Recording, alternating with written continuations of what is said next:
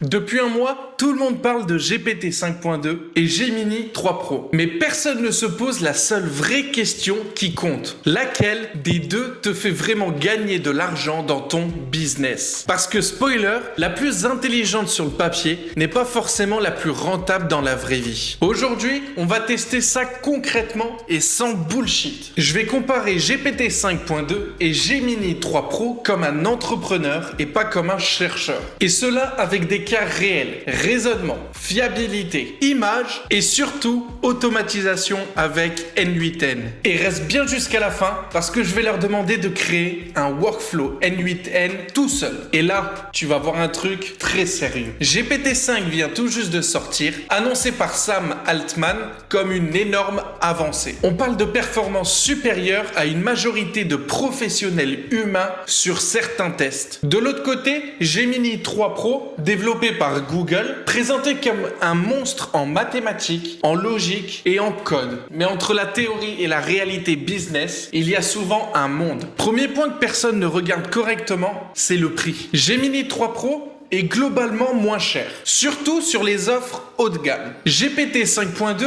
est plus coûteux, surtout côté API. Donc, première question simple, est-ce que la différence de performance justifie la différence de coût? C'est ce qu'on va voir maintenant. Je commence par ce qu'on utilise tous les jours, le chat. Je leur pose une question ultra précise, locale, avec des informations récentes. La question que je vais leur poser, je suis un entrepreneur. Donne-moi une idée concrète d'automatisation IA que je peux mettre en place cette semaine pour gagner du temps ou de l'argent. Explique étape par étape. Déjà, première chose, GPT 5.2 répond beaucoup plus lentement. Il va dire clairement quand il ne sait pas. Il propose des alternatives réelles et vérifiables. Très bon point, il n'y a aucune hallucination. Gemini 3 Pro fait pareil, mais il est beaucoup plus rapide, mais moins détaillé. Il est honnête, mais moins réactif, prend moins l'initiative et attend potentiellement plus de questions. Sur un usage quotidien, business, la vitesse compte, mais les détails aussi. L'avantage, c'est GPT 5.2 ici. Ensuite, je les pousse sur une énigme volontairement impossible. Je vais leur écrire cela. 3 personnes doivent traverser une rivière avec un bateau. Qui ne peut transporter qu'une personne à la fois? Personne ne peut rester seul avec une autre personne. Trouve une solution. Avant, les IA t'inventaient une solution bidon. Les deux détectent que le problème est insoluble.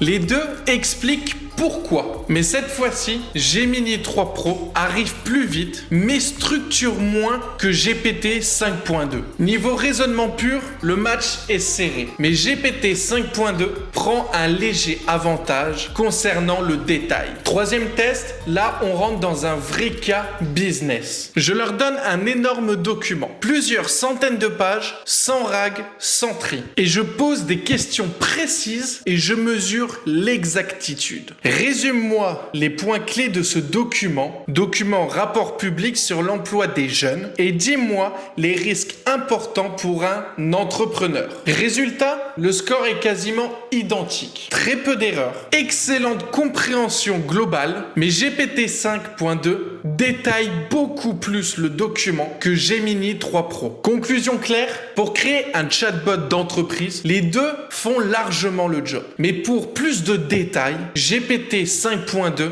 arrive en première place. Je vais leur demander d'analyser cette image et leur demander de décrire précisément ce qu'ils voient et les conséquences possibles dans un cadre professionnel. En deuxième temps, je vais leur demander également de décrire l'image. Gemini 3 Pro est souvent plus détaillé. GPT 5.2 est plus précis et plus orienté action. Maintenant, je vais leur demander un truc tout simple. Générer une image. Créez-moi une miniature YouTube réalisée sur le thème de l'intelligence artificielle et du business. Et là, honnêtement, Gemini utilise Nano Banana et c'est impressionnant et beaucoup plus rapide. Les détails sont beaucoup plus réalistes. C'est parfait pour des miniatures visuelles marketing. Concernant GPT 5.2, la miniature créée est incroyable. Ultra réaliste, avec tout ce qu'il faut, détails, description rapide, intelligence et business. C'est parfait pour tout ce qui est contenu YouTube. Sur la génération d'images, Gemini peut clairement gagner si c'est extrêmement détaillé. Mais GPT 5.2,